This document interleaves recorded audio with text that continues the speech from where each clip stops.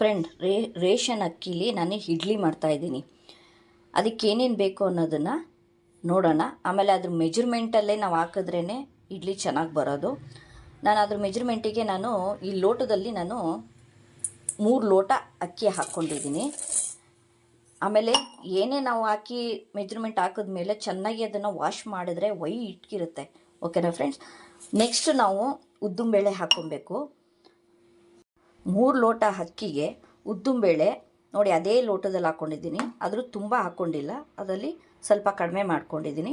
ಇದನ್ನು ಸಹ ನಾವು ಸಪ್ರೇಟಾಗಿ ನೆನೆಸ್ಕೊಬೇಕು. ಆಮೇಲೆ ಅವಲಕ್ಕಿ ಹಾಕಬೇಕು.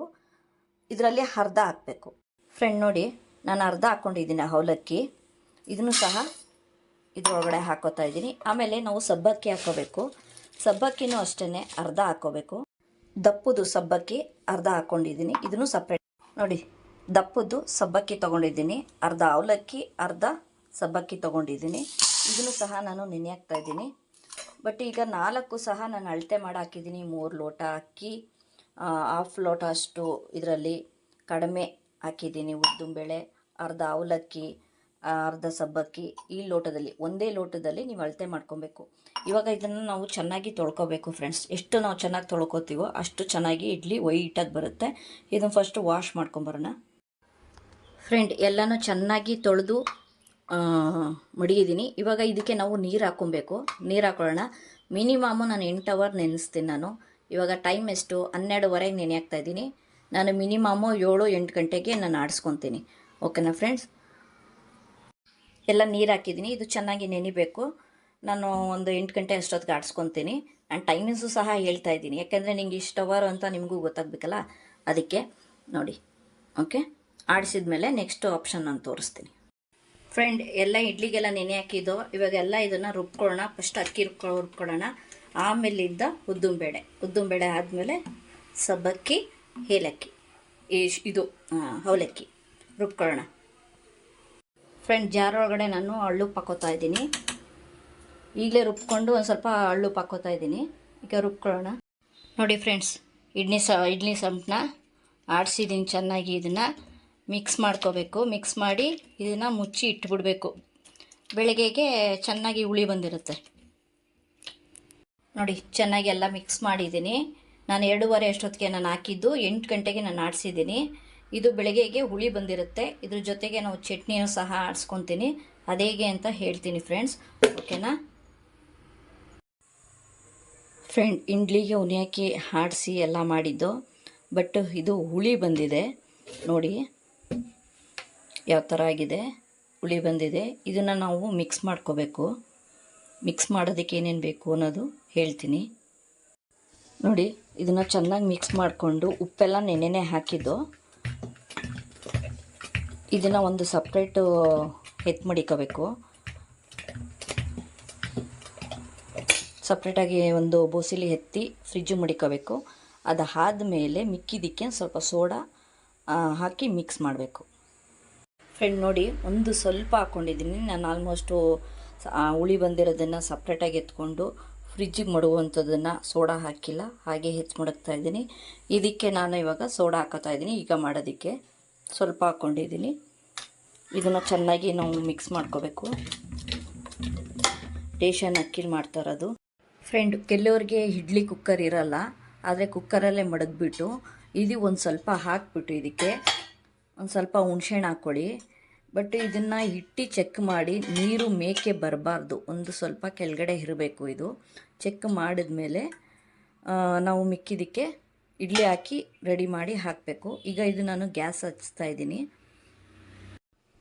ಎಲ್ಲದಕ್ಕೂ ನಾನು ಒಂದು ಸ್ವಲ್ಪ ಎಣ್ಣೆ ಹಾಕ್ಕೋತಾ ಇದ್ದೀನಿ. ಇದಕ್ಕೆ ಹಾಕಿ ಇದು ಚೆನ್ನಾಗಿ ಸೋರಬೇಕು. ಫ್ರೆಂಡ್, ಎಲ್ಲನೂ ಹಾಕ್ಕೊಂಡಿದ್ದೀನಿ ನಾನು. ಇದನ್ನು ತೆಗ್ದು ಇದರೊಳಗಡೆ ಇಡ್ತಾ ಇದ್ದೀನಿ.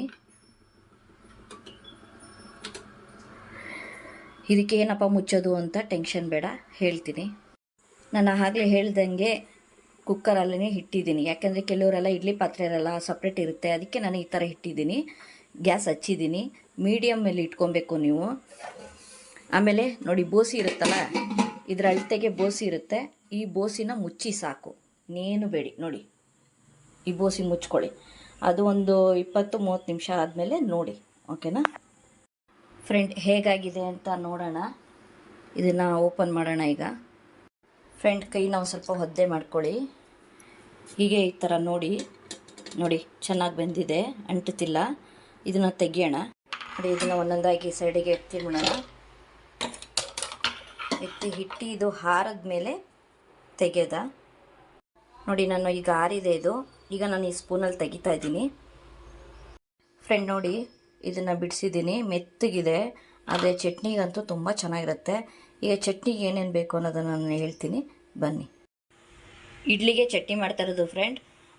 ಬೆಳ್ಳುಳ್ಳಿ, ಶುಂಠಿ 1-2 ಇಂಚು, ಒಂದು 4-5 ಹಸಿಮೆಣಸಿನ್ಕಾಯಿ, ಒಣಮೆಣಸಿನ್ಕಾಯಿ, ಬ್ಯಾಡಗಿ ಮೆಣಸಿನ್ಕಾಯಿ, ಈರುಳ್ಳಿ, ಟೊಮೊಟೊ, ಆಮೇಲೆ ಪುದೀನ ಸೊಪ್ಪು, ಕೊತ್ತಂಬರಿ ಸೊಪ್ಪು, ಕರ್ಬೇವಿನ ಸೊಪ್ಪು. ನಾನು ಒಂದು ಇಬ್ಬರಿಗೆ ಆಗೋಂಗೆ ಮಾಡ್ಕೊಂಡಿರೋದು ಚಟ್ನಿ. ನಿಮಗೆ ಬೇಕು ಒಂದು 4-5 ಜನಕ್ಕೆ ಅಂದರೆ ಇದ್ರ ಮೆಜರ್ಮೆಂಟ್ ಜಾಸ್ತಿ ಹಾಕ್ಕೊಂಡು ಮಾಡ್ಕೊಳ್ಳಿ. ಇವಾಗ ಇದನ್ನು ಹುರ್ಕೋಬೇಕು. ನೋಡಿ, ಎಣ್ಣೆ ಕಾಯಕ್ಕೆ ಇಟ್ಟಿದ್ದೀನಿ. ನೋಡಿ, ಬೆಳ್ಳುಳ್ಳಿ, ಶುಂಠಿ ಹಾಕೋತಾ ಇದ್ದೀನಿ. ಇದು ಫ್ರೈ ಆಗಬೇಕು.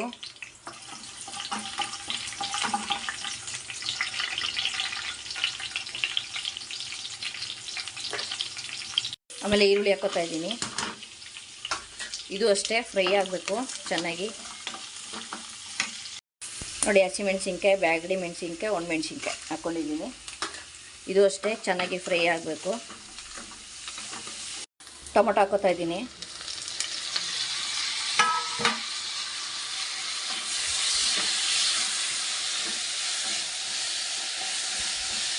ಇದು ಅಷ್ಟೇ ಚೆನ್ನಾಗಿ ಫ್ರೈ ಆಗಬೇಕು. ಕೊತ್ತಂಬರಿ ಸೊಪ್ಪು, ಪುದೀನ, ಕರ್ಬೇವಿನ ಸೊಪ್ಪು ಅದನ್ನೂ ಹಾಕೋತಾ ಇದ್ದೀನಿ. ಫ್ರೆಂಡ್, ಇದು ಫ್ರೈ ಆಗಬೇಕು. ಕೊನೆಯಲ್ಲಿ ಹಾಕ್ಕೊಳ್ಳಿ. ಕೊತ್ತಂಬರಿ ಸೊಪ್ಪು, ಕರ್ಬೇವಿನ ಸೊಪ್ಪು, ಪುದೀನ ಕೊನೆಯಲ್ಲಿ ಹಾಕ್ಕೊಳ್ಳಿ. ಫ್ರೆಂಡ್, ಎಲ್ಲ ಆಗಿದೆ. ಇದು ಗ್ಯಾಸ್ ಆಫ್ ಮಾಡಿ.